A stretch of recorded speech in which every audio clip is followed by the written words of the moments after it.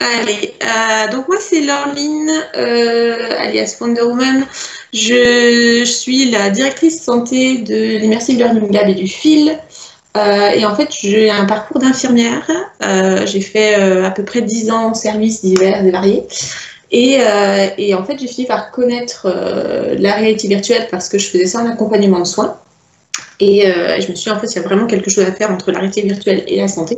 Donc, j'ai creusé, je me suis auto-formée beaucoup sur cette technologie-là. Et après multiples meet-up et articles de blog, et ben, me voilà à la tête de la filière santé du lab. Donc, je suis super contente d'être là ce soir et de partager avec vous ces diverses connaissances que j'ai pu grappiller un peu à droite à gauche.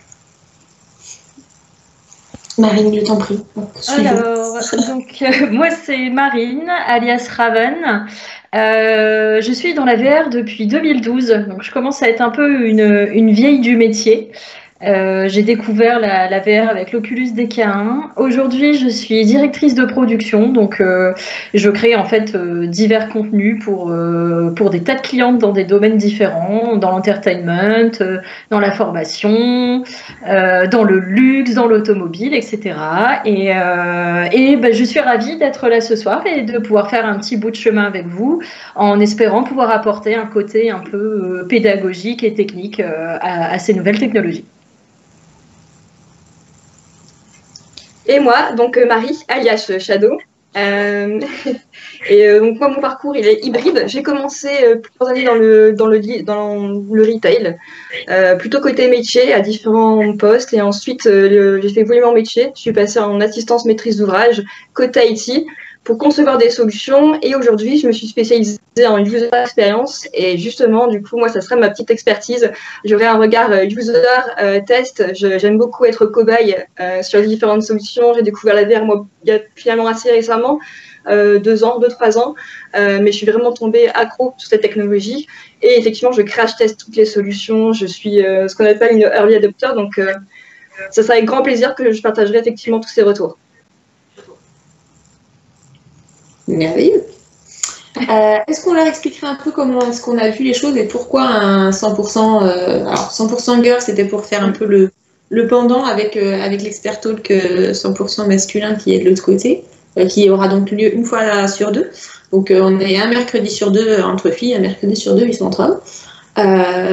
Et on va avoir une approche peut-être un peu différente. On va essayer de faire en fait à chaque 15 jours, donc à chaque séance, de reprendre un certain mode. Shadow, tu nous expliques un peu le mode qu'on utilise? Donc, il y aura effectivement différentes catégories. C'est ça dont tu parles? Différentes catégories, en fait, de... Comment? Ouais. Oui, c'est ça. Différentes catégories. Donc, on parlera d'actualité. On parlera effectivement, il y aura des tests en live aussi. Il y aura aussi, par exemple, des interviews avec des experts des XR et de la VR. Plus précisément, et on pourra effectivement vous présenter aussi nos points de vue avec des débats, notamment sur différents sujets. Voilà, donc essayer en fait, ce sera peut-être moins le côté actu, on parle chacune d'un thème, mais en fait on va plutôt prendre un thème pour le diviser et en fait le regarder sous plusieurs facettes. C'est ça. Et c'est d'avoir un angle de vue effectivement en fonction de nos expériences respectives. Justement, c'est pour ça que je disais tout à l'heure, moi, la partie user. Il y a des parties plus techniques, des parties effectivement medtech, donc on va pouvoir effectivement avoir des regards croisés. C'est ça qui va faire la richesse du coup des feedbacks, je pense. Tout à fait. Et ayant une grosse partie sur tout ce qui est formation et vulgarisation scientifique, ça permettra à des personnes du médical, puisque c'est un peu pour ça que j'ai commencé l'AICR, c'est de pouvoir aider les personnes du médical à se mettre dans le milieu. Donc voilà, l'idée c'est par ces essais et par cette vulgarisation qu'on pourra apporter, permettre à des gens qui aujourd'hui ne sont pas dans ces milieux-là de pouvoir se les approprier également. Je pense qu'on va faire du bon boulot, les filles, ça va être chouette. Yes. Je pense aussi, bien mieux que l'autre team, je pense. N'est-ce pas, Marine, vous êtes prête? On est prête. Du coup, pour le sujet de ce soir. Alors, le sujet de ce soir, voilà. Il faut juste que... Premier sujet qui est un gros sujet. La base de la VR, en fait, au final. Ouais. De revenir aux sources, surtout avec le contexte actuel. c'est ça. En fait, pourquoi l'hygiène en réalité virtuelle est une vraie réalité? Ça nous a paru opportun, déjà parce qu'on est dans un cadre en ce moment qui ne parle que de microbes, que de comment prendre soin de soi et comment ne pas se transmettre ce fameux virus dont on ne parlera pas, pas en particulier en tout cas. Et donc du coup, voilà, l'idée c'était de reprendre un peu la base, de se dire comment est-ce qu'on va prendre soin de nous et comment on peut garder la réalité virtuelle utilisable et gérable en temps de crise, mais en fait en temps normal, puisque c'est un questionnement qui est là depuis le début en fait. C'est juste qu'il n'était jamais venu à l'idée d'y penser plus avant que cela. Voilà. Donc en hygiène, alors les filles, vous m'arrêtez si je vais trop loin et vous n'hésitez pas à me bombarder de questions, il n'y a pas de souci. Je vous commence juste quelques bases en fait. Déjà, il faut savoir que ce sujet a été pris en charge et vraiment très bien traité par toute l'équipe de l'Immersive Learning Lab, parce que j'ai piloté ce projet en arrivant là au mois d'octobre. On a fait un protocole de santé, un protocole d'hygiène qui permet en fait de reprendre toute la réflexion autour de l'hygiène et comment est-ce qu'on en arrive à un protocole établi qui a visée normative en fait, qui permettra à tout le monde de s'approprier les bases de l'hygiène et donc derrière d'aller mettre en place ses propres retours et ses propres protocoles. Alors, on a un protocole de base qui est, on va dire, la théorie et le must-have. Après, voilà, on sait que c'est adapté, donc c'est un livret qui permet d'avoir suffisamment de connaissances pour s'y adapter. Donc, ça va vous parler de tout ce qui est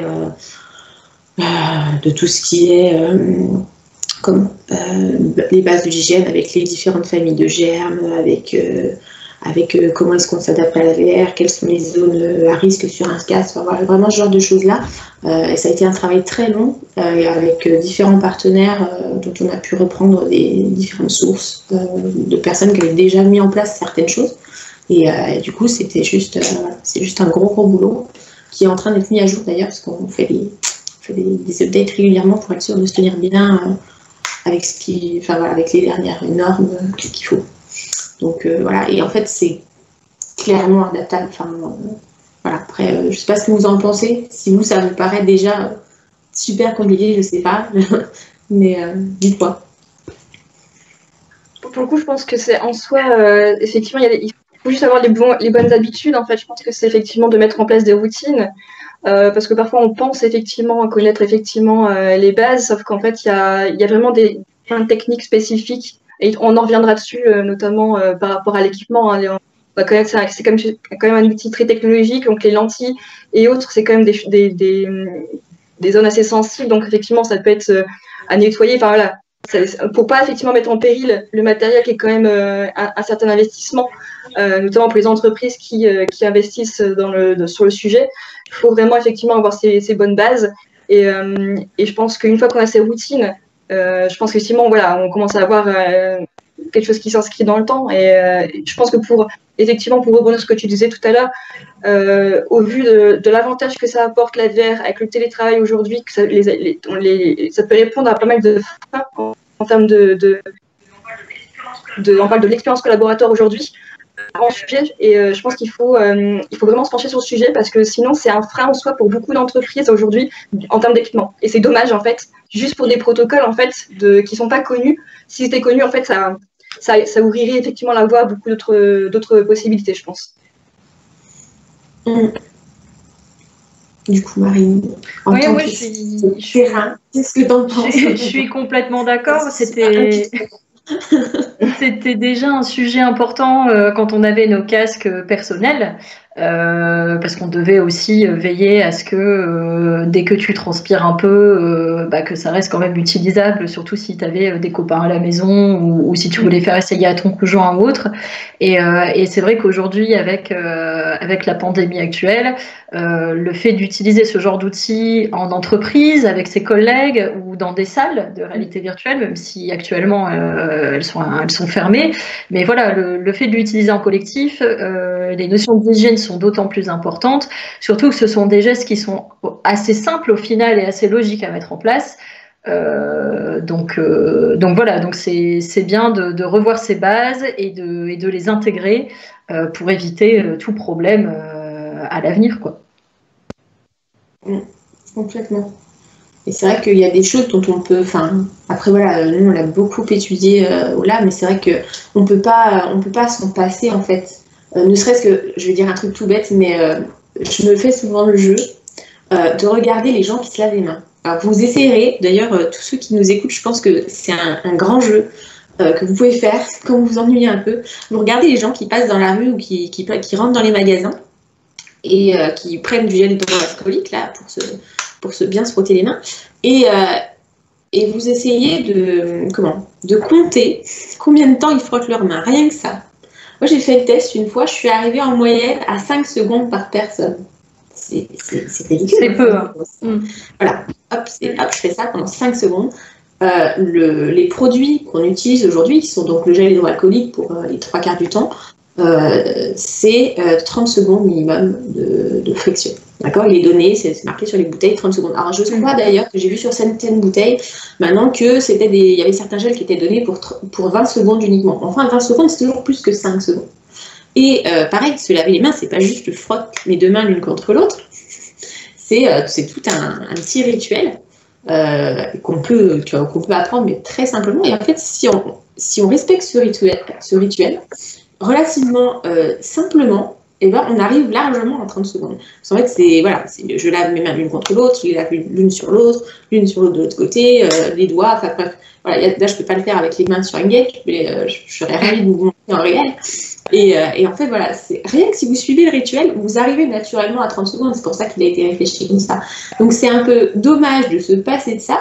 Voilà, c'est la base, c'est ce qu'on apprend à tous les enfants. Enfin, moi, j'ai mes petits, alors, ils ont 1 an et demi et j'ai commencé de leur apprendre à se laver les mains, quoi.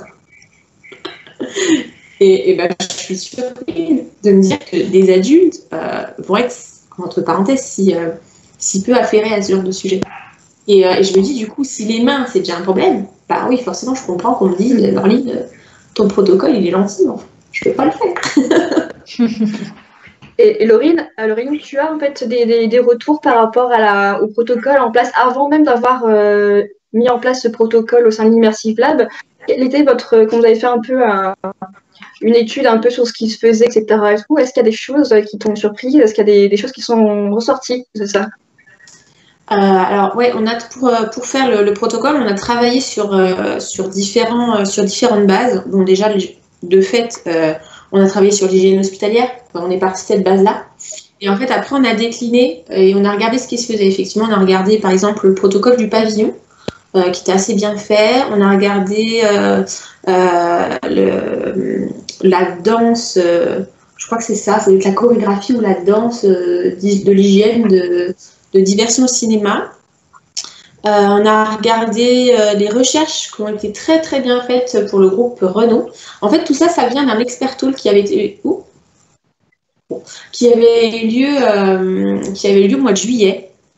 Et en fait, cet expert talk-là avait rassemblé différents acteurs, dont ces acteurs-là, donc le pavillon, Renault Group et puis Diversion Cinéma. Et en fait, j'ai réagrégé toutes ces informations-là, j'ai été en chercher d'autres un peu à droite à gauche. Et en fait, ce qui est rigolo, c'est que chacun a un petit bout de la vérité. Ouais. Finalement, ce qui est nécessaire d'avoir à la fin. Et puis à côté de ça, il y a des morceaux qui sont pas cohérents non plus.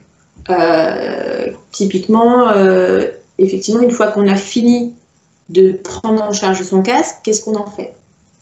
Parce que alors, quand on est en cours de session, c'est très facile. Hein. Quand vous avez un casque, vous le mettez en zone propre, puis après vous le redonnez au hello.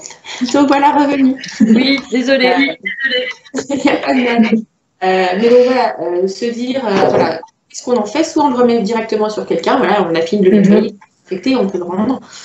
Soit après il faut le ranger. Et comment je le range et voilà. Et tout ça en fait c'est des grosses réflexions qu'il faut avoir et qu'il faut se poser. Et il y a eu des réponses à ça qui étaient surprenantes, on va dire, qui était un peu étrange pour moi qui viens de l'hospitalier. Mais voilà, on a réadapté pour faire en sorte que ce soit gérable et que ce soit finalement écoutable aussi. Parce que effectivement, on se dit mettre un casque dans une pochette sous vide, ok, il y a de l'idée, mais en fait, le sous vide vient de l'idée de l'hospitalier, parce que vous savez qu'en hospitalier, je ne sais pas si vous avez déjà vu des trucs stériles.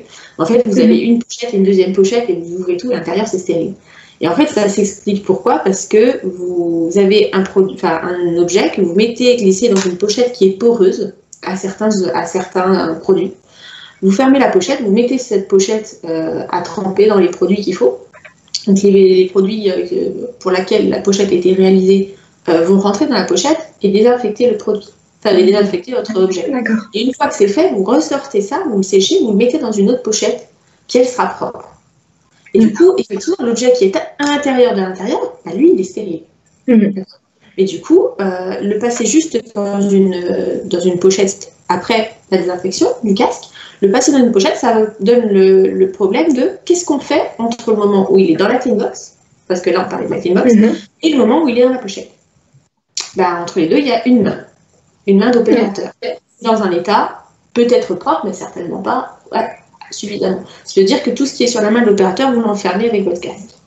Voilà, ça c'était partie des petites dissonances qui étaient rigolotes à observer, mais après qui s'entendent, parce qu'effectivement, ce casque, il faut le protéger, et l'histoire, c'est comment on le protège, finalement. Alors, juste avant que vous répondiez, je vous le dis, tous ceux qui vous disent ils parlent de stérilité, c'est un abus de langage. Stérilité, c'est une norme très très spécifique, voilà, et ça n'a rien à voir. Vous ne pouvez pas trouver des objets stériles, ils sont désinfectés à 99,9, mais ils ne sont pas stériles. C'est vraiment une norme médicale particulière. Voilà, c'était juste la petite parenthèse, mais c'est important que je vous le dise. Et par rapport à tes échanges justement avec ces différentes parties prenantes, tu as en fait, il y avait quoi comme crainte, comme frein le plus important qui sont ressortis par rapport à ces protocoles, etc. Parce que c'est ce qui peut effectivement paraître lourd, etc. Et comment on va les gérer. Et ça m'intéresse d'avoir effectivement leur retour sur ces aspects-là. Alors, ce que j'ai le plus souvent, c'est pas faisable, c'est trop compliqué, on ne mettra pas en place. Ce que j'entends complètement. Parce que, oui, effectivement, ça paraît très lourd comme ça. Et en fait, il faut comprendre que c'est vraiment une histoire d'habitude, en fait. Parce que c'est comme on parlait du lavage de main, c'est exactement pareil. En fait, le lavage de main, c'est une habitude à prendre. Une fois que vous connaissez la marche à suivre, je fais comme ça. Enfin, ça vous paraît logique et ça vous paraît inné. Alors c'est sûr que moi je fais ça depuis l'âge de 16 ans, donc forcément ça c'est inscrit.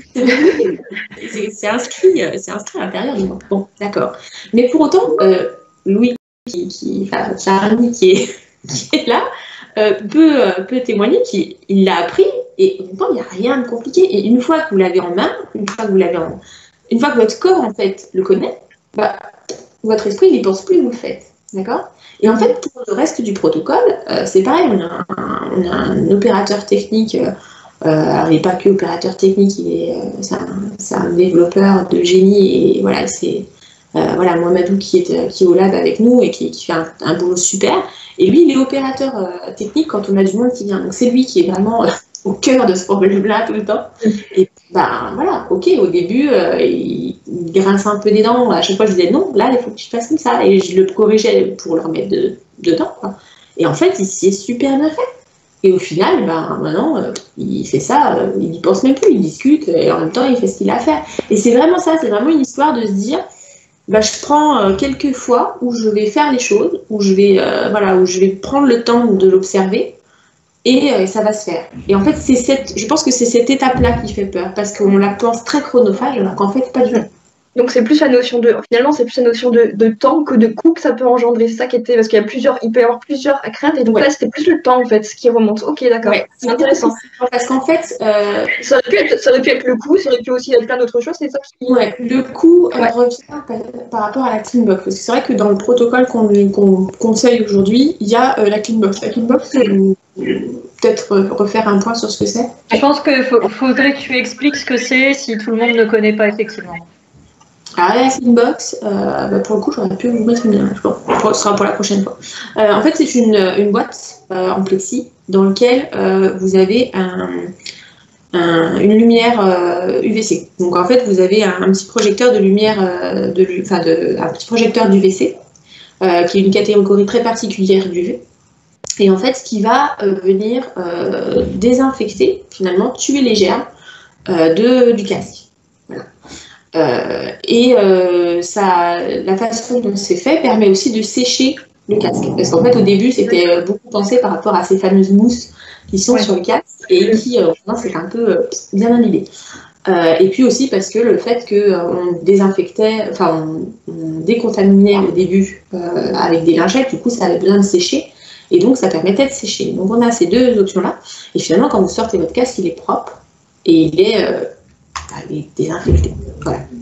Il n'y a pas le risque d'abîmer les lentilles, etc. Alors, si les lentilles a eu un problème avec... c'est l'autre que je l'ai dit, mais... Il y a eu un problème avec les UVC parce que c'est HTC, je crois, qui a dit oulala, nous, les UVC, on n'est pas très pour, on n'a pas envie que ça. On a prouvé qu'au bout de tant d'heures, alors pour la petite anecdote, je crois que c'est 10 000 heures d'exposition, donc quand on sait que c'est pas mal. Une minute versus 10 000 heures, quand on sait à quelle vitesse sortent les nouveaux casques, bon, pourquoi pas. Et donc, en fait, ça fait partie des petites updates, et du coup, je vous fais un petit teaser des updates qui vont sortir sur le protocole. Ça a été de réfléchir comment est-ce qu'on fait pour mettre le casque dans la Cleanbox sans que les lentilles soient exposées aux UVC. Ouais. Alors que c'est quand même un des points critiques, parce que les lentilles, ça touche vos yeux quasiment. Du moment où vos cils balayent sur la lentille, ce qui arrive quand même, je pense, tout le temps, il faut considérer que c'est dans votre œil, ce qu'il y a sur la lentille. Donc on ne peut pas se passer de désinfecter cette partie-là. Alors passer à l'alcool, oui, mais est-ce que c'est suffisant? Donc l'idée, c'est de se dire comment est-ce que je protège ça. Et en fait, on s'est dit, donc il y avait des petites covers qui avaient été mises en place. Ça fait un peu, vous savez, comme les lunettes qu'on met quand on va dans des stations UV, là. Vous mettez des petites lunettes, on dirait des petites lunettes de soleil. C'était des lunettes comme ça qu'on rajoutait sur les lentilles pour le passer en Cleanbox.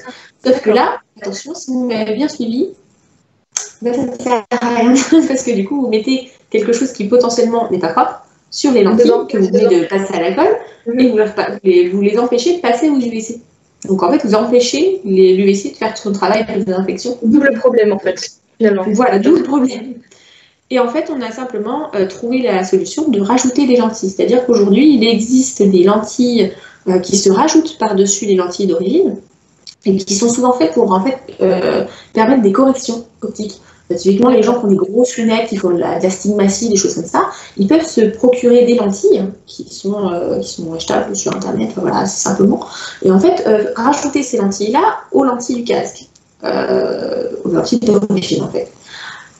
Et en fait, si ces lentilles-là, vous les prenez en zéro, c'est-à-dire comme les verres que vous avez, vous savez, chez l'opticien, quand vous essayez toutes les paires de lunettes, le verre, c'est des verres sans correction en fait. C'est des verres factices. Et bien en fait, vous avez le même principe pour ces lentilles-là. Et la seule chose qu'il suffit de faire, c'est désinfecter avec de l'alcool votre lentille à l'ouverture du casque, en fait, à l'ouverture de la boîte, et mettre vos lentilles par-dessus. Ça va empêcher l'UVC d'aller taper dans la lentille d'origine, donc de l'abîmer. Et puis ces lentilles-là, elles ne sont pas très chères de mémoire, ça doit être, je crois que de mémoire c'est une 50aine d'euros. Je ne vais pas vous dire de bêtises, mais il me semble que c'est pas plus. Et une fois que vous avez, que celles-là sont potentiellement abîmées, du coup, vous les changez très simplement en redésinfectant simplement à l'alcool et en reprotégeant par-dessus. Et en fait, ça va permettre de protéger parce que l'UVC ne va pas traverser cette première lentille pour aller toucher à la deuxième.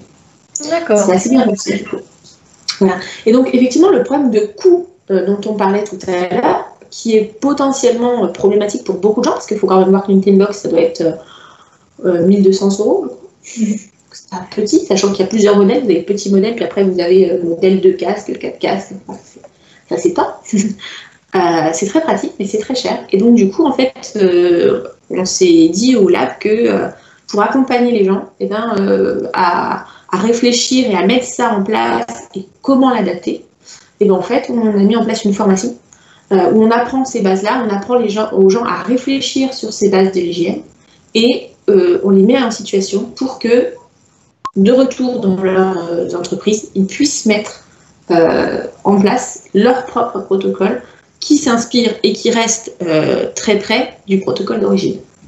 Et donc, dans certains cas, on tolère, entre parenthèses, que ça ne passe pas par Cleanbox. Et donc, on va par exemple, on peut proposer qu'il y ait une décontamination, qu'il y ait une deuxième décontamination, ou qu'on repasse certains éléments à l'alcool, etc. Donc ça, c'est toutes des choses qu'on voit au cas par cas, du coup, avec les personnes qui sont en formation au lab.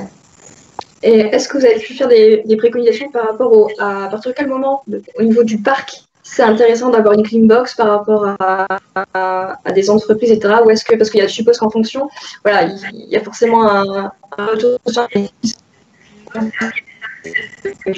une box, des structures qui ont 10, 20 casques, voilà, comparé à d'autres qui sont beaucoup plus équipées. Donc voilà, ça peut être aussi un facteur aussi. C'est toujours utile d'en avoir une. Est-ce qu'on peut faire on pourrait s'en passer et faire un protocole L'idéal, c'est d'en avoir une. Je vais pas te mentir. Honnêtement, je n'ai pas d'action chez Cleanbox. Voilà. Les gens que quelle transparence.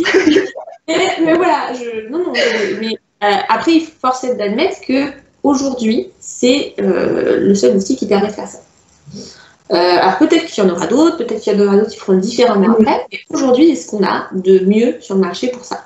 Donc, je te dirais pas que c'est obligatoire à 100%, mais c'est vrai qu'à partir du moment où les utilisateurs, où il y a beaucoup, je pense que c'est plutôt en termes d'utilisateurs qu'il faut penser, et se dire combien de personnes qui vont passer sous le casque, de personnes différentes qui vont passer sous le casque, combien j'en ai, et est-ce que du coup c'est rentable de se dire je vais les protéger comme ça.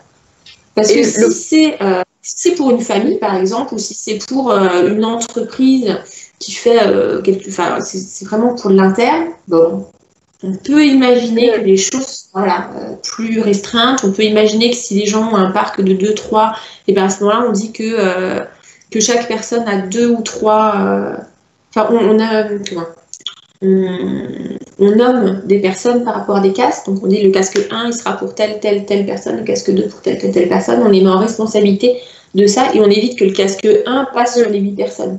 Et finalement, on dit, le casque 1 ne restera qu'avec 1 ou 2 personnes. Ça, c'est faisable parce qu'on limite le nombre d'interactions.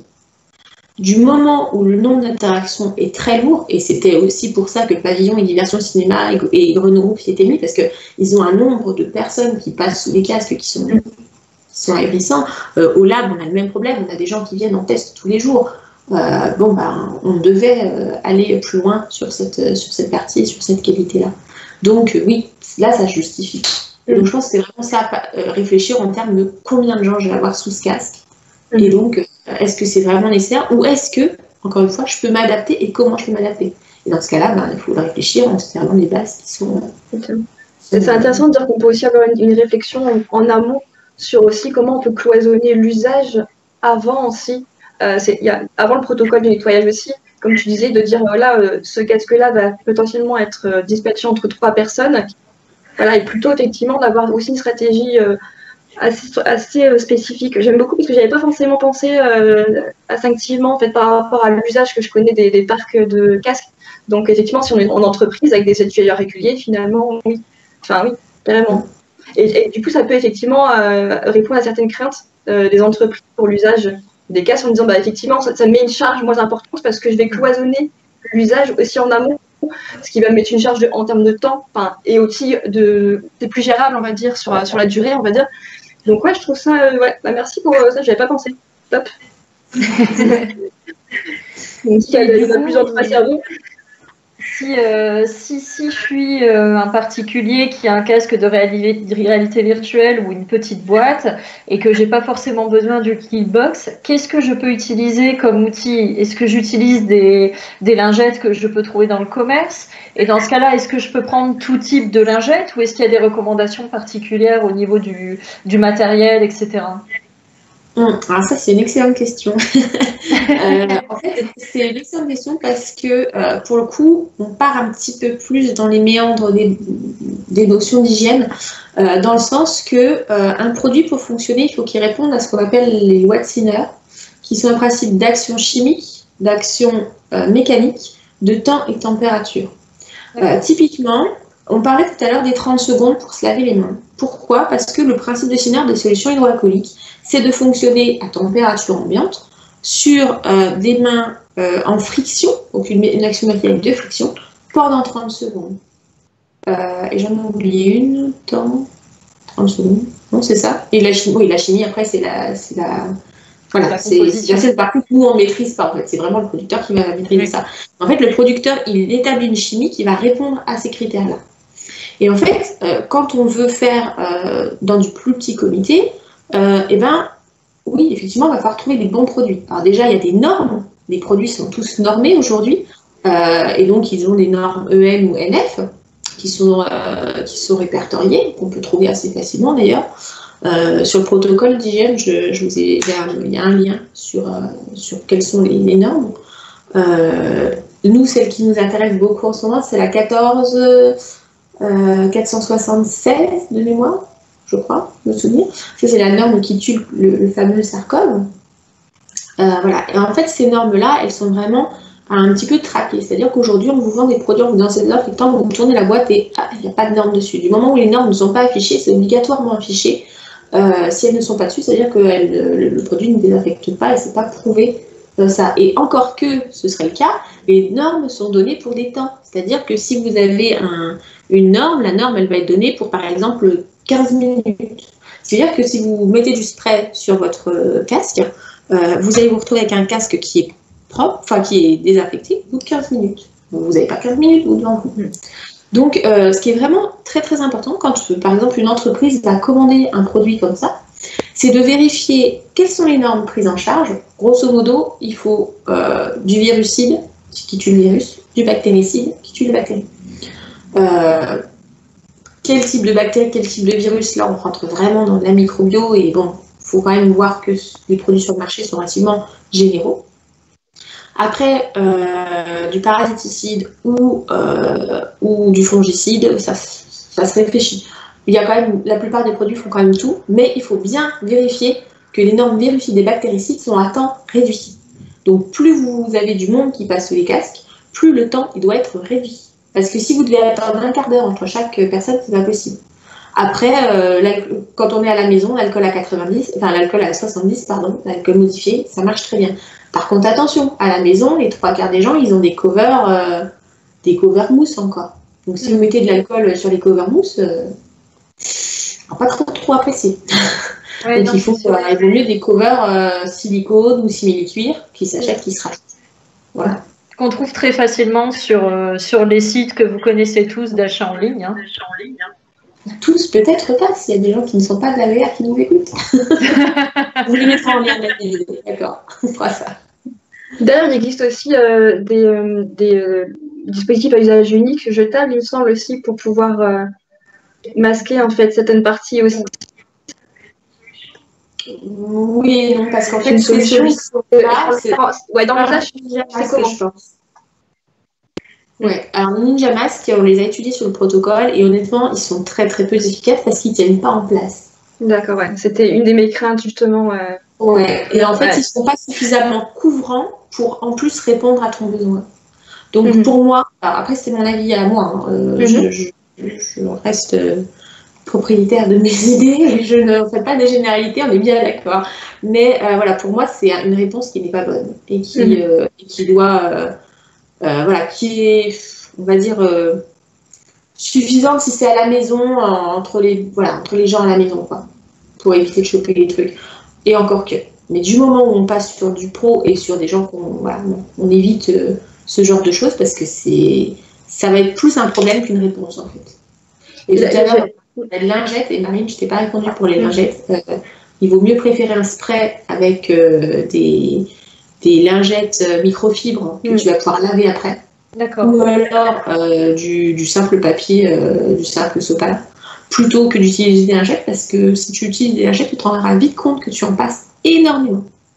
Et c'est pas très très éco. Voilà, c'était pour la petite. Justement, par rapport à ce sujet un peu écologie et protocole sanitaire, du coup, je vois effectivement tous ces casques que tu me disais, ces masques uniques, c'est pas forcément en plus l'idéal, et en plus de ça, écologiquement parlant, c'est pas recommandé clairement. De même, du coup, j'avais entendu parler effectivement de gants jetables pour les utilisateurs quand on est effectivement sur des turnovers d'utilisateurs. Notamment, je pensais aux salles spécifiques, bon, c'est fermé actuellement, mais effectivement, pour justement les manettes. Mais pareil, d'un point de vue écologique, c'est pas top. Et est-ce qu'en plus, c'est réellement efficace ou plus efficace finalement qu'un gel ou pas? Je ne sais pas. Dis-moi toi. Parce qu'il y a quand même, on peut très vite avoir des transferts sans le vouloir. Du fait de cette fausse couverture de gants, je pense qu'on peut avoir peut-être plus de risques. Enfin, c'est mon avis. Ton regard à toi, c'est quoi sur le sujet? En fait, les gants, c'est très lourd parce que c'est une problématique qu'on a beaucoup en hospitalier et qu'on vous apprend, qu'on vous martèle en tête toutes vos études. C'est qu'en fait, les gants, ce n'est pas votre deuxième peau. C'est pas, voilà, c'est là pour vous protéger, vous, des miasmes et vraiment des salissures extrêmes. Typiquement, dans l'hospitalier, je ne vous la cache pas, les gants, c'est les soins où il y a des projections, des possibilités de projection, donc du sang, de liquide biologique, etc. Et tout ce qui est change, les soins d'hygiène, mais intime en fait. Et sorti de là, bon après voilà, chirurgie, tout ça c'est autre chose, hein, on est bien dans du gant stérile, dans l'interaction stérile. Mais sur les gants à usage unique qu'on voit partout, voilà, que les gens utilisent un peu partout, voilà, on dit que c'est juste pour nous protéger de ça. Et le problème qui va se poser, c'est ce qu'on appelle la contamination croisée. Et en fait, la contamination croisée, c'est je prends un objet, je vais le poser, je vais me désinfecter les mains, je vais mettre des gants, je vais reprendre l'objet, je vais reprendre mon portable, je vais regarder ma liste de courses, ok, j'ai ça à prendre. Ah, mais j'ai mes gants, donc ça va. Hop, je prends la pomme que Mémé vient de toucher alors qu'elle s'était gratté le nez. Ouais, non, celle-là, elle ne va pas. Ouais, non, puis j'ai pas besoin de pommes. Finalement, je vais faire avec des poires. Hop, parfait. Donc, ce que j'avais sur la pomme est déjà sur mon téléphone portable. Et ainsi de suite, je vais toucher un peu tous les aliments comme ça, les portes, les grandes surfaces, des choses comme ça. Puis à chaque fois, je vais regarder mon portable. Ou, ah bah ça, il y a mon mari qui m'appelle, ou ainsi de suite. Et puis mon portable va à mon oreille, et puis ainsi de suite, et puis ainsi de suite. À la fin, je branche mon téléphone dans ma poche et je vais enlever mes gants en me disant tout va bien.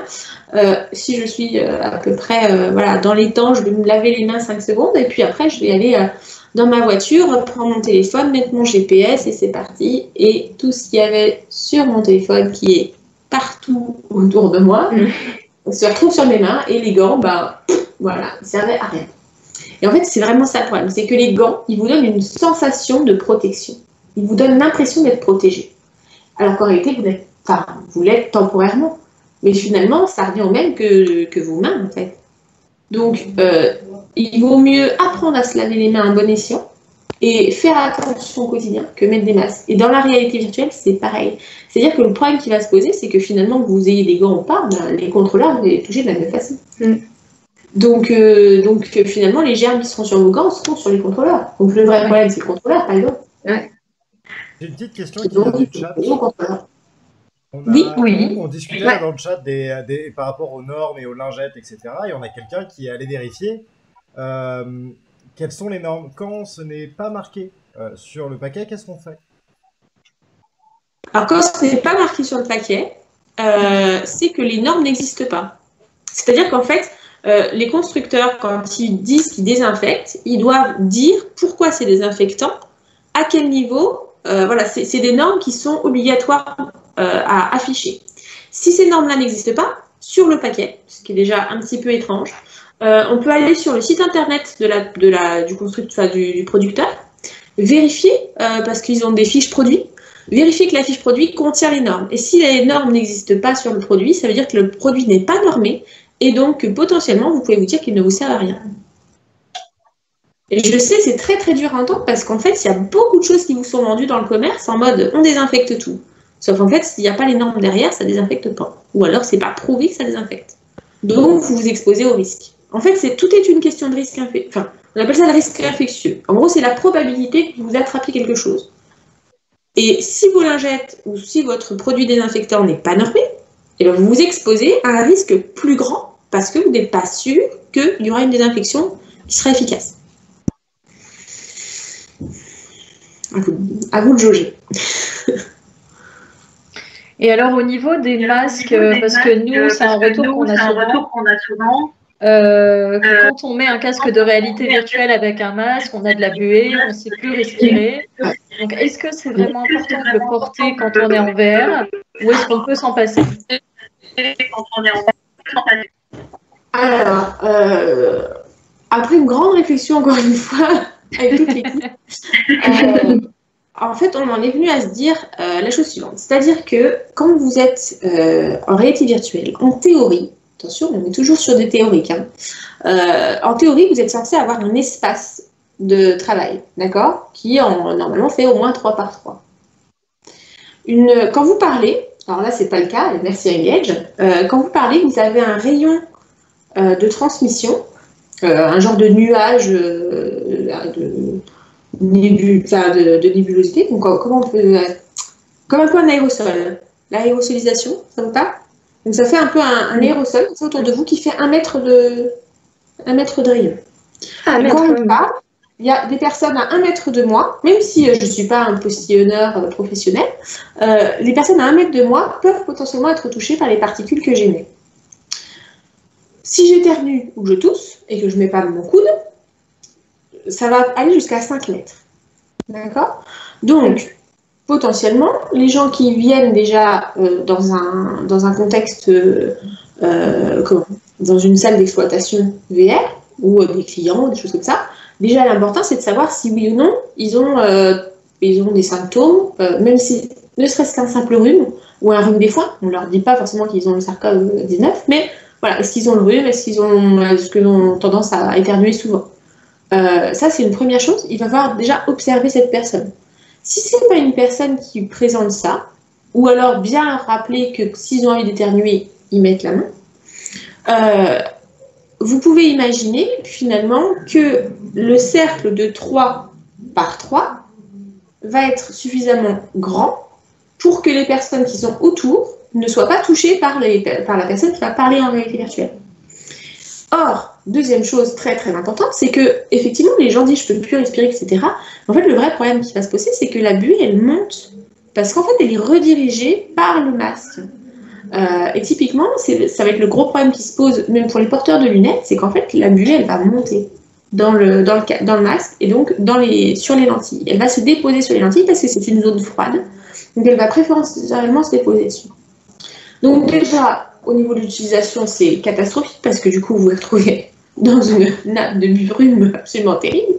Et en plus, ça va condenser les microbes. Or, on sait que les micro-organismes, il leur faut de l'oxygène plus ou moins, mais surtout, il leur faut de l'humidité et de la nourriture. Sur les lentilles de réalité virtuelle, vous leur donnez de la nourriture parce que vous avez vos squames qui passent dessus. Mais surtout, vous leur donnez de l'humidité à fond parce qu'à chaque fois que vous mettez le masque, voilà, vous avez de l'eau qui monte. Donc, on en est venu à se dire que finalement, le masque en utilisation de VR, il n'était pas nécessaire si vous aviez une personne qui était dans ce cadre de 3 par 3. D'accord. Donc, typiquement, au lab, on a des stations. Et en fait, on va avoir... les stations sont... donc, la station est dos à la fenêtre, ce qui fait que l'utilisateur est face à la fenêtre. Donc, potentiellement dos aux personnes qui sont dans la salle. Et du coup, on les met vraiment dans un stade de 3 par 3 qu'on a matérialisé au sol. On a fait du zoning au sol avec des scotch, type Rubens, quoi. Et donc, les gens sont dans cette zone-là. Et en fait, notre opérateur fait en sorte que les gens ne sortent pas de leur zone. Bon, déjà, c'est assez dur parce qu'il faut quand même avoir des zones des applications qui vous demandent d'aller au-delà de cette zone-là. Bon. 3 par 3, c'est une bonne zone déjà pour jouer. Les gens restent dans leur zone. Comment? Je dis 3 par 3, c'est déjà une bonne zone déjà pour jouer. Voilà, c'est rarement le cas déjà de base. Voilà, donc si la personne a une bonne zone de jeu d'exploitation et que, a priori, elle ne va pas éternuer toutes les 2 minutes, on peut entendre qu'elle enlève le masque. Si elle a tendance à tousser, à ce moment-là, on baisse le masque, on le met sous le nez. Moi, je ne suis pas fan de cette méthode. Je sais qu'il y en a beaucoup qui l'utilisent. Moi, à titre personnel, je ne le fais pas parce que ça veut dire que tout ce qui est sur mon masque rentre dans mon nez. Ouais. Je suis pas fan. Mais après, je comprends que, voilà, que ce soit une solution pour certains. Alors, je vous c'est quand même déjà d'information, n'ayez jamais de chat dans une salle où il y a des casques de réalité virtuelle avec des mousses. Oui, je vis l'expérience, j'ai vécu l'expérience avec mon premier casque. C'est l'enfer. Voilà. Est-ce que ça répond du coup je passe mon temps à enlever les poils sur les mousses avant de jouer systématiquement. C'est catastrophique. Sinon, en fait, tu éternues tout le temps parce que tu as les poils effectivement sur la mousse, notamment au niveau du nez, et tu éternues toutes les 2 minutes. Et donc là, effectivement, s'il y a le moindre petit signe effectivement de maladie, c'est parti, quoi. Je partage tout, quoi. C'est un peu ça. Ouais, je sais. C'est une erreur que j'ai pas fait avec le deuxième casque que j'ai mis sous vide. mais c'est vrai que c'est vrai, on n'y pense pas en fait pour le coup. Et pour rebondir sur ce que tu disais, en fait, c'est vrai que le fait, en fait, je prends vraiment l'aspect pareil d'expérience utilisateur. On a déjà un casque, mais il y a un certain poids quand même à l'heure d'aujourd'hui sur les casques. Comment on est pro au niveau de la tête. Plus le masque au niveau de la bouche, je me dis effectivement, il y a un côté qui peut être très vite oppressant, en fait.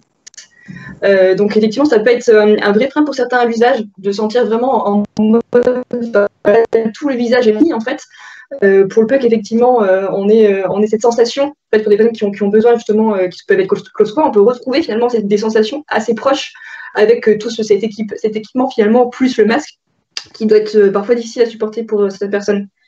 Donc, le fait, effectivement, ça me rassure. Ça me rassure de savoir qu'on peut, effectivement, éventuellement pas ne mettre le masque. Là, je digresse un tout petit peu. J'ai suivi là quelques-unes des opérations du 24 heures opération AR de Microsoft. Il y avait des choses absolument merveilleuses. J'ai suivi notamment une opération du genou qui était... c'était stupéfiant de voir le chirurgien en pleine action avec ses HoloLens en train de voir comment il s'aidait grâce à ses HoloLens sur cette opération. C'était assez fou. Et en fait, c'est complètement ça. C'est-à-dire qu'il a les HoloLens, il a des lunettes en dessous parce qu'il est porteur de lunettes, et en plus, il a le masque, et je ne sais plus s'il avait 1 ou 2 masques. Enfin, c'était assez fou, quoi. Et je me dis, effectivement, on doit se sentir... on doit vite avoir chaud, quoi, dans ce genre de truc. Et il faut voir que les personnels de soins, c'est ça toute la journée, quoi. Ouais.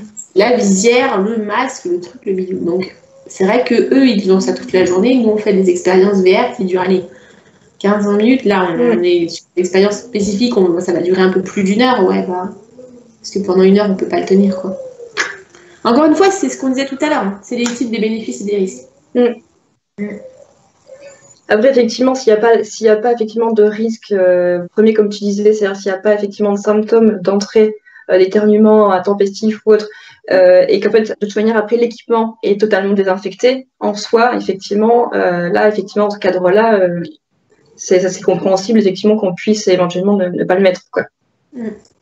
Et alors, question, voir si vous suivez. Quand on dit désinfecter, à votre avis, grosso modo, c'est j'enlève le casque et je le mets dans la clean box et c'est suffisant? Non, il faut désinfecter tes mains aussi. Alors du coup, ouais, déjà, je pense, ouais, il y a tes mains. Ensuite, tu peux désinfecter aussi la boîte aussi, de passant, parce que quand tu vas l'ouvrir, etc. La clean box, ouais.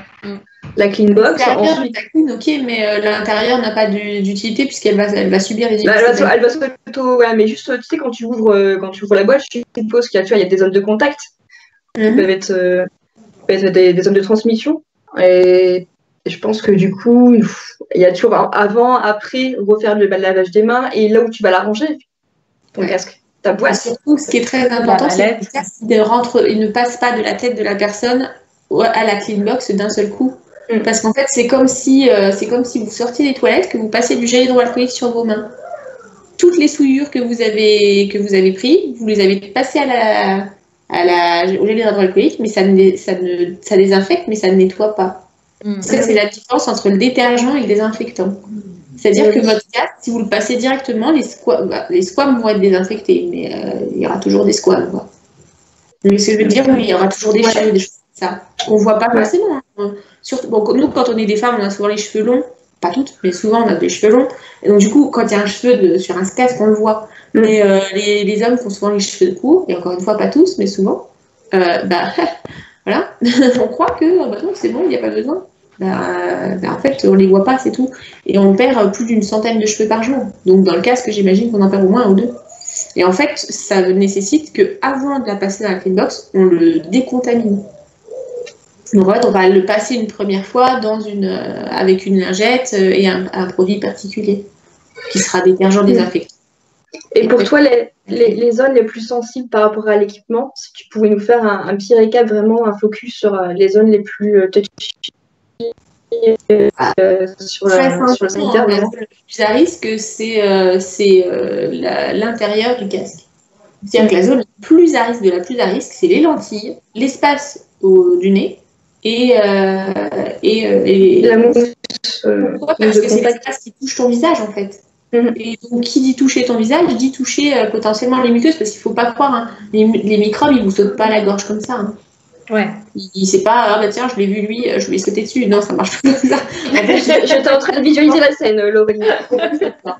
Parce qu'en fait, ils vont aller chercher, leur milieu de survie à l'intérieur de vous. Donc, ils ont besoin que vous leur ouvriez une porte. Et en fait, c'est ça le jeu, c'est de trouver suffisamment d'astuces pour que les microbes n'aient pas d'entrée porte du milieu intérieur. Donc les yeux, le nez, la bouche. Voilà.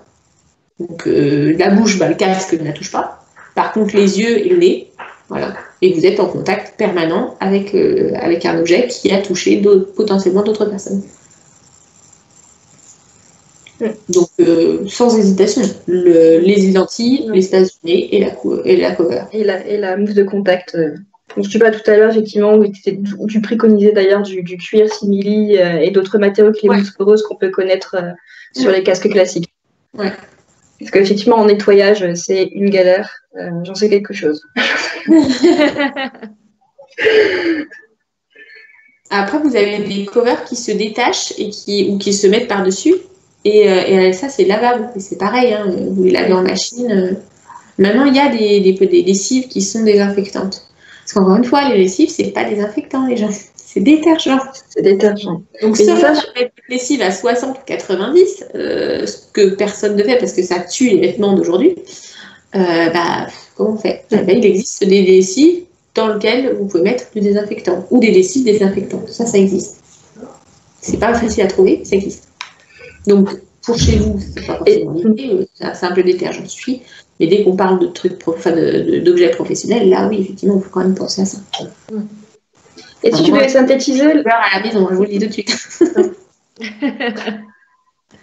Et si tu devais synthétiser en assez rapide, finalement, le protocole aujourd'hui le plus safe à aujourd'hui, à date. Le protocole le plus safe. À ceux qui nous écoutent. Ouais.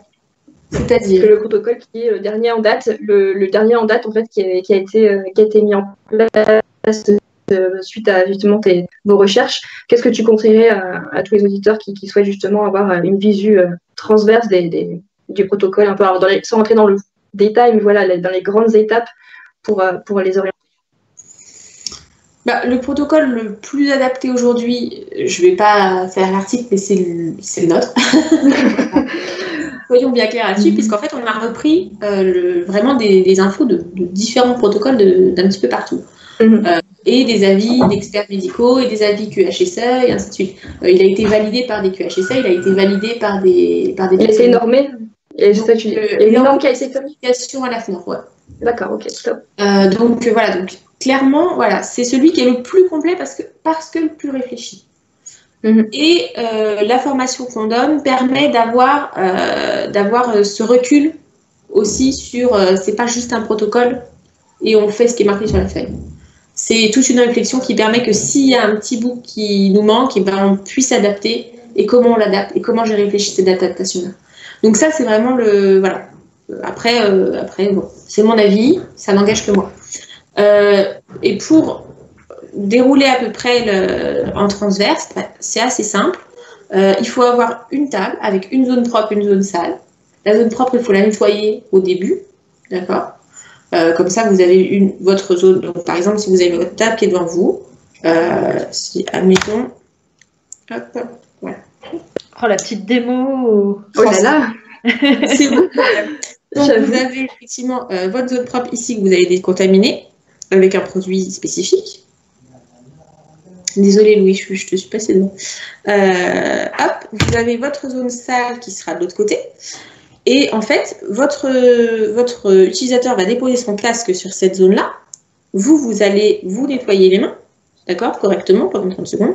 Vous prenez le masque d'une position qui vous est confortable parce qu'il ne faut pas remuer toutes les 5 minutes. Vous décontaminez votre casque, vous le passez à la clean box. Pendant ce temps-là, vous désinfectez les mains. Vous mettez du spray sur des lingettes, enfin sur du papier sopalin, pour prendre et nettoyer vos contrôleurs, que vous repassez en zone propre pendant que votre casque est en train de se faire nettoyer. Vous ressortez votre casque une fois que vous avez fini vos contrôleurs, vous lavez vos mains, vous prenez le casque et vous le remettez en zone propre. Voilà, dit comme ça, c'est ultra simple. Et à la fin de la journée, vous faites la même chose, sauf que vous le rangez. Voilà. Mais on pense à désinfecter la mallette aussi dans laquelle on vient ranger les casques. Alors la mallette, c'est pas forcément que vous allez la désinfecter, c'est juste qu'en fait, il faut qu'elle soit propre. Il faut que l'espace où vous allez ranger votre casque soit propre. Admettons que ce soit un placard, vous allez faire en sorte que votre casque il soit dans un compartiment seul ou dans un compartiment qui soit au moins fermé. Parce que en fait, vous avez besoin qu'il ne soit pas à l'air libre et exposé à tout ce qu'il y a autour de lui. Typiquement, si je le mets sur une table, si je le laisse sur la table, toutes les personnes qui vont passer vont parler et ça fait je suis du Niagara dessus. Ouais. Donc on le met dans un endroit fermé. Typiquement, pas l'étagère qui est à côté de la table où tu nettoies, où tout le monde passe, quoi. Ou des fois, tu peux voir ça, quoi. Si tu ne veux pas avoir redésinfecté tout le parc à chaque fois, c'est effectivement mieux que chacun ait son petit casier. Après, un truc qui peut être intéressant, c'est les scellés. Alors pareil, on m'a dit oui, alors c'est super compliqué. Non, en fait, c'est pas compliqué. C'est à la fin d'une journée, quand tu as tout désinfecté, alors montre en main pour 4 casques, j'ai besoin de moins de 10 minutes. Hein. Pour tout désinfecter, passer moins de 10 minutes. Justement, c'était la question que j'allais te poser. Hein. Si tu avais timé le temps, justement, pour lancer un protocole. 10 minutes. Ok. Avec la clean box. C'est raisonnable. C'est raisonnable. Donc, le scellé, en fait, l'idée, c'est que vous fermez votre truc, votre casier, vous mettez votre scellé et en fait, vous notez le numéro du scellé sur une fiche. Parce qu'en fait, l'idée de faire tout ça, c'est d'avoir une traçabilité. Aujourd'hui, on vous demande quoi? On vous demande d'avoir une liste des cas contacts. Donc, typiquement, alors avant, c'était un restaurant, maintenant, ça ne marche plus. Mais quand les restaurants cet été étaient ouverts, ils inscrivaient tout le monde sur une liste. Et c'est arrivé à l'une de mes amies. Elle a été rappelée 2 jours plus tard parce qu'il y avait quelqu'un qui a été Covid positif dans la même soirée où elle a été. Donc, ils ont créé une liste cas contacts et elle faisait partie de ces cas contacts puisque potentiellement dans le restaurant en même temps que la personne. Et en fait, l'idée, c'est un peu la même. C'est-à-dire de se dire, j'ai fait une liste des personnes qui ont mis le casque dans le bon ordre. Donc, au début de la session, j'ai noté quel était le numéro du scellé quand j'ai ouvert, qui correspond à celui qui était déjà là, à celui de la veille au soir. Je note toutes les personnes qui sont passées. Bon. Et à la fin, je désinfecte, je mets mon nom pour dire que c'est moi qui ai désinfecté, et je mets le numéro du scellé que je viens de mettre. Un scellé, selon ceux que vous avez, ça doit être 3 ou 4 numéros. Hein. C'est pas, vous n'êtes pas obligé de prendre les noms de code des scellés, ouais. Voilà, vous n'êtes pas obligé de prendre Je me souviens des scellés, effectivement, en livraison, on avait des codes énormes. Voilà, si c'est des petits codes, c'est pas grave. Vous pouvez même imaginer faire ça avec un morceau de scotch sur lequel vous marquez 1, 2, 3. Hein. Oui. Voilà. Mais l'important, c'est qu'il y ait le même numéro quand vous ouvrez, quand vous fermez, que quand vous ouvrez, pour être sûr d'être la première personne à avoir le casque dans les mains. C'était un peu d'ailleurs le principe de cette histoire de packaging dans un dans une pochette sous vide. On parlait tout à l'heure qui était finalement pas complètement efficace dans le sens où il y avait la partie où je prends mon casque, je le mets, et si j'ai pas des gants stériles pour faire cette manœuvre-là, je mets les miasmes de ma main dans le sac. Mais en fait, l'idée partait de ça, c'était de dire, voilà, on est sûr que la personne qui va utiliser le casque à la sortie de la pochette est la première personne à l'utiliser. Et en fait, le scellé, c'est le même principe. Sauf que ça évite de passer par cette histoire de pochette qui, entre parenthèses, n'est pas forcément très écologie-friendly. Oui. Et ça, effectivement, ça peut rassurer aussi les entreprises quant à l'usage de l'outil et potentiellement de pouvoir tracer, de pouvoir retrouver très rapidement finalement les liens entre les cas contacts. Et donc potentiellement, on va favoriser l'usage de la VR un peu plus petit. Parce qu'il y a cet inconnu, en fait, finalement, de vecteur, que le casque est un vecteur, et pour cause. Mais oui, je pense qu'effectivement, que ça peut être un levier intéressant en fait, pour être favoriser l'usage. Après, il faut voir, dans les personnes qui vont dire que c'est compliqué à adapter, il faut voir que la traçabilité, c'est quelque chose qui est fait tous les jours en hospitalier. C'est-à-dire que quand on travaille en hospitalier, quoi qu'on fasse, quel que soit le poste dans lequel vous êtes, vous avez à rendre compte de ce que vous faites. Et ça rentre dans la logique du tous les jours. Et finalement, encore une fois, c'est cette idée-là de se dire que il faut qu'on arrête de penser avec nos valeurs peut-être un peu vieilles et obsolètes et se dire, ok, on va faire le pas, avancer, se dire, je prends le temps, qui n'est pas fou, mais de me dire, ok, je mets ça en place, je l'apprends une bonne fois pour toutes, et puis après c'est fait. Et puis après, j'y pense plus. Et en fait, ça rentre vraiment dans mes habitudes. C'est vraiment ça, c'est vraiment une histoire qu'il faut que ça rentre dans les habitudes. Et ma motivation à rentrer dans les technologies immersives, c'était de pouvoir aider les personnels de soins dans leur quotidien et les patients dans leur quotidien. On y reviendra sur d'autres sujets à d'autres moments. Mais voilà, l'idée c'était ça. Et en fait, aujourd'hui, imaginez rentrer du matériel de VR dans un milieu hospitalier sans avoir réfléchi à ça, c'est complètement contre-productif.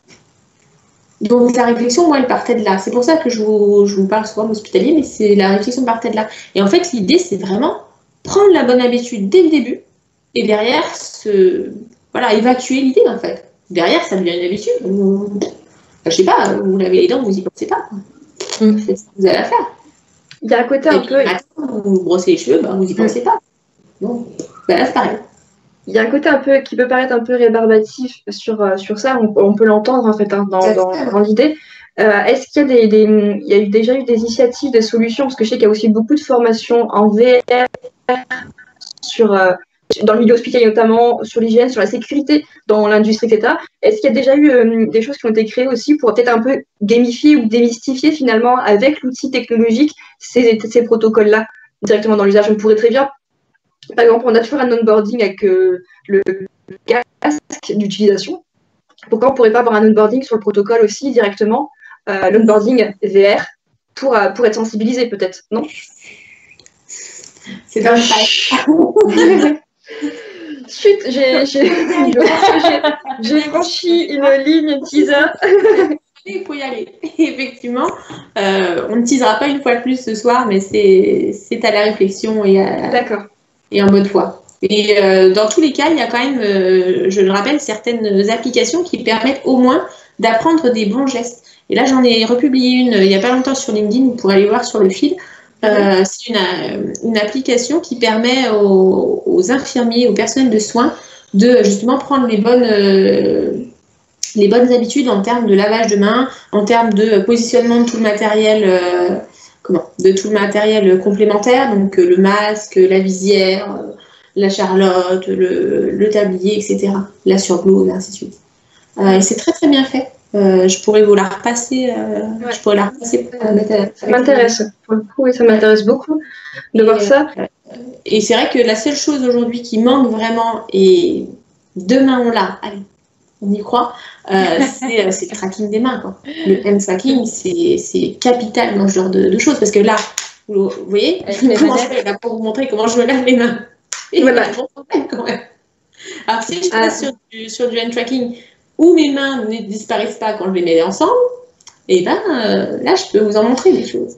Et on en parlera aussi.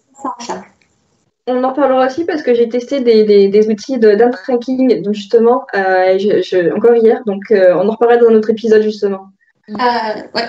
Et on rebondira dessus. Et c'est pas triste en ce moment. J'en dis pas plus parce que sinon je vais complètement je vais spoiler sur le prochain. D'ailleurs, mesdames, il est 19h13.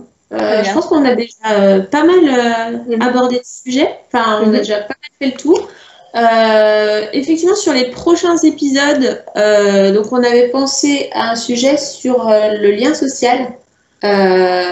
Et donc, voilà, la prochaine fois, on vous parlera de ça. On parlera d'Engage, de ce milieu-là, mais d'autres milieux. Et voilà, et le but, ce sera vraiment de faire un peu le tour de ça. Et il y aura plein de sujets. On pourra imaginer un sujet sur le brand tracking, un sujet sur les avatars, parce qu'on est trop mignonne aujourd'hui, tout avec notre coiffure similaire. On est d'accord ce soir. Trop rigolote. Et voilà, donc on peut imaginer plein de sujets. N'hésitez pas si vous voulez, s'il y a des sujets qui vraiment vous apparaissent importants ou je pense aux personnes qui peuvent nous suivre, qui ne sont pas forcément du milieu des XR et qui voudraient en apprendre plus sur ce milieu-là.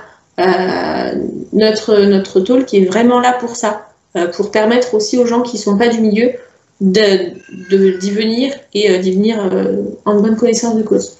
Donc n'hésitez vraiment pas à faire vos retours à ce sujet-là. En tout cas, mesdames, merci 1000 fois pour ce bon moment tout ensemble. Merci beaucoup à vous deux aussi. Moi, c'était une grande première aussi sur Engage en plus. Je n'avais pas encore essayé cette plateforme.